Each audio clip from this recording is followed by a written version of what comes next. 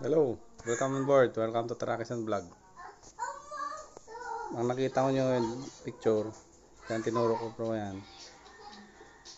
Yan po yung pag-testing ng FO-leak sa generator engine natin. Yan. Kapag ang prime mover nyo po ay Yanmar, dyan po kayo mag-check at magte-test ng FO-leak.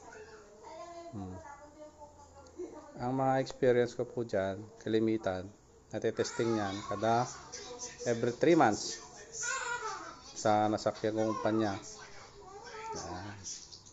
Yan, parati kaming nagtetesting yan every 3 months. Kapag may inspection naman sa barko, katulad ng CDI, ibig sabihin yan, Chemical Distribution Institute, kaya yung mga SIRE. Yan, parati po nilang yan pinapa-check sa barko. Dahil ikaw ay segundong makinista, yan, sa'yo talaga yan. Kaya mahalaga talaga yan na ma-check. Yan. Marami pong salamat sa panonood, saka support. Please like and share.